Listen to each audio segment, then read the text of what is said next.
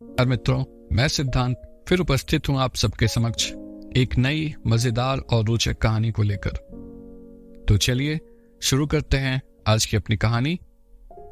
आज की हमारी कहानी का नाम है चतुर सलमान।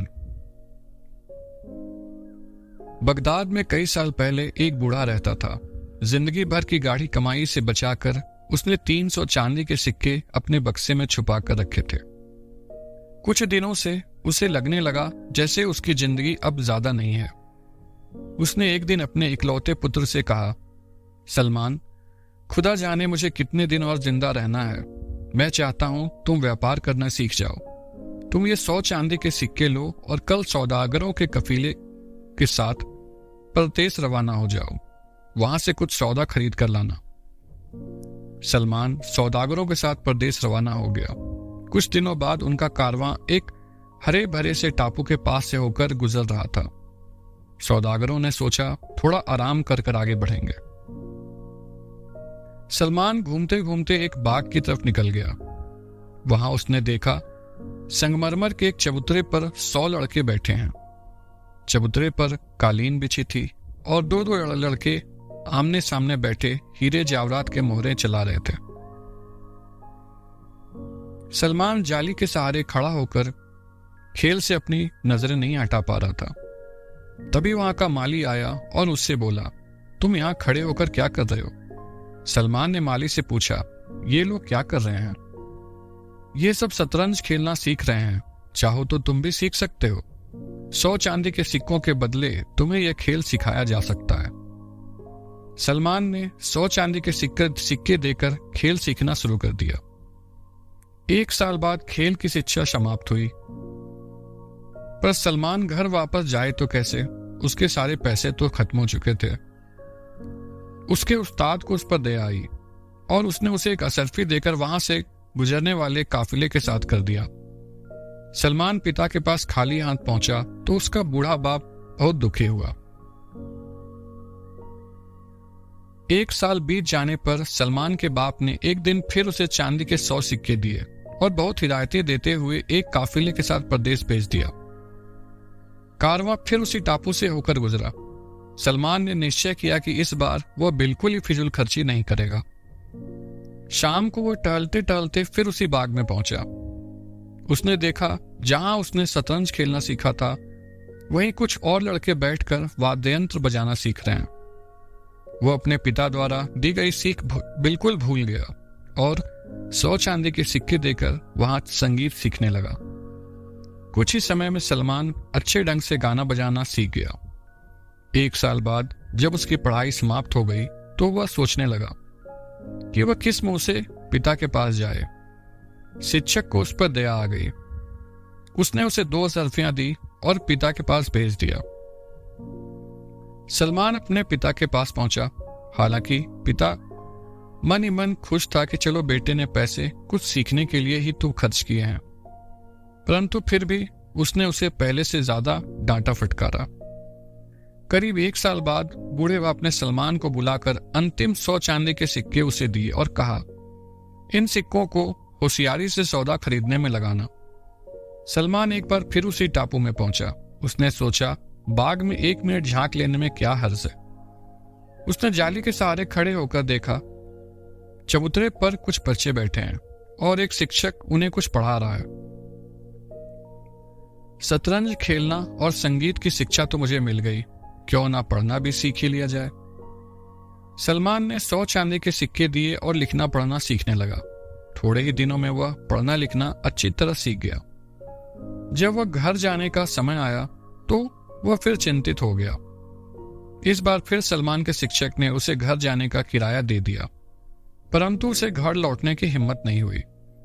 सलमान एक सौदागर के पास पहुंचा और उसके यहां नौकरी करने लगा। एक दिन सौदागर को किसी दूसरे टापू पर जाना था। उसने अपना सामान ऊंटों पर लादा और उसका कारवां रवाना हो गया। कारवां कई दिनों तक रेगिस्तान में चलता रहा। उन्हें रास्ते में कहीं भी पानी के दर्शन नहीं हुए। अंत में सौदागर को एक कुआं दिखा। उसने अपने नए नौकर को आदेश दिया कि वह कुएं के पेंदे में पहुंचकर पानी ले आए। सलमान ने कुएं के पेंदे में पहुंचकर मशक में पानी भर लिया लेकिन उसी समय उसे कुएं की दीवार में एक दरवाजा दिखा। उसने दरवाजे को धक्का दिया तो उसे एक बड़ा सा कमरा दिखा। सामने एक चबूतरे पर एक दानव सिर झुकाए हाथ में वायलिन लिए आंसू बहा रहा था। सलमान डरा नहीं, वो दबे पांव दानव के पास पहुंचा और वायलिन बजाने लगा। दानव ने आंखें खोली, उसका चेहरा खुशी से खिल गया था। तुम यहां किस प्रकार पहुंचे? दानव ने सलमान के सिर पर हाथ फेरते हुए पूछा। सलमान ने तब सारा किस्सा दानव को बता दिया और फिर उठकर जाने को तैयार हुआ।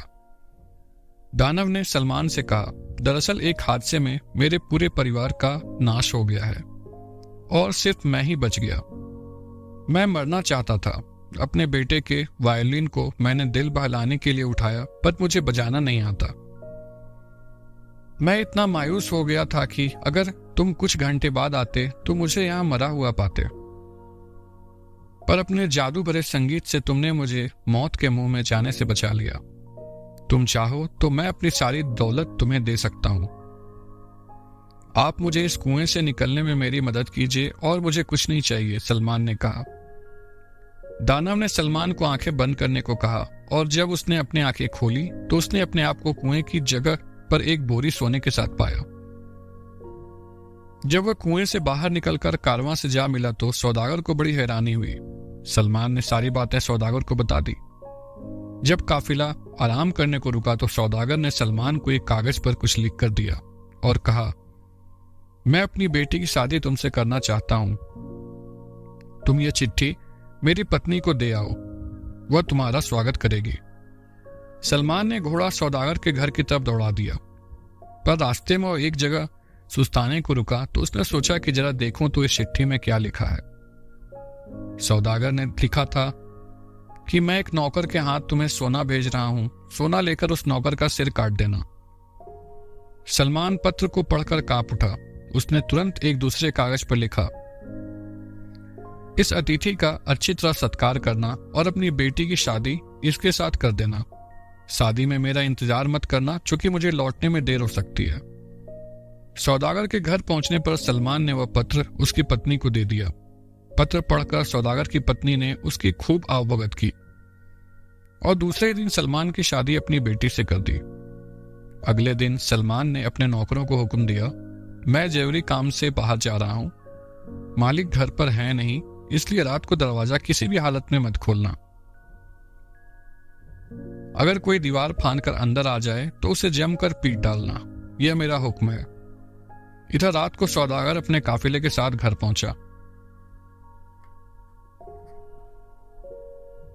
और दरवाजा खटखटाने लगा, पर बहुत समय बीत जाने पर भी किसी ने दरवाजा न खोला तो वह दीवार फांदकर आंगन में कूद पड़ा। उसके कूदते ही नौकरों ने रात के अंधेरे में उसे पकड़ लिया और पीट पीट कर बेहोश कर डाला। होश आने पर सौदागर बड़ी मुश्किल से अपनी बेगम के पास पहुंचा और पूछा कि उस आदमी का क्या हुआ जिसे मैंने तुम्हारे पास चिट्ठी के लिए भेजा था। वही जो आपने लिखा था। यह सुनकर सौदागर की आंखें खुशी से चमकने लगी। तो तुमने सोने से भरे बोरे को कहां रखा? सौदागर ने पत्नी से पूछा। सोना? कैसा सोना? पत्नी ने आश्चर्यचकित होते हुए पूछा। मैंने तुम्हें पत्र में लिखा तो था कि चिट्ठी लेकर आने वाले को मरवा देना और सोने की भरी बोरी को छुपा देना। अरे क्या कह रहे हैं आप? अपने दामाद को मैं कैसे मरवाती? दामाद? वह कहाँ है और उसकी शादी कब हुई? सौदागर ने प्रश्नों की झड़ी लगा दी। सौदागर की पत्नी ने सारी बातें बता दी। सौदागर ने सारी बातें सुनकर अपना सिर पीट लिया। वह समझ गया कि उसे अपने किए का फल मिल गया। इधर सलमान अपना घोड़ा दौड़ाते दौड़ाते एक बड़े शहर में पहुंचा। एक आदमी ढोल पीट पीट कर मुल्क के बादशाह का संदेश लोगों को सुना रहा था। कान खोलकर सुनिए, जो भी बादशाह को शतरंज में हरा देगा, बादशाह उसे अपनी राजगद्दी दे देगा और जो बाजी हार जाएगा उसका सिर कटवा दिया जाएगा। सलमान बादशाह के दरबार में पहुंचा और बोला कि वह बादशाह के साथ शतरंज खेलने को तैयार है। सलमान ने एक के बाद एक 3 बाजियां जीत ली। बादशाह को आखिर हार कर अपनी राजगद्दी सलमान को सौंपनी ही थी। सलमान पहले अपनी पत्नी को लेने गया और फिर वो अपने पिता के पास गया। सारा किस्सा सुनकर सलमान का पिता बहुत खुश हुआ और बोला,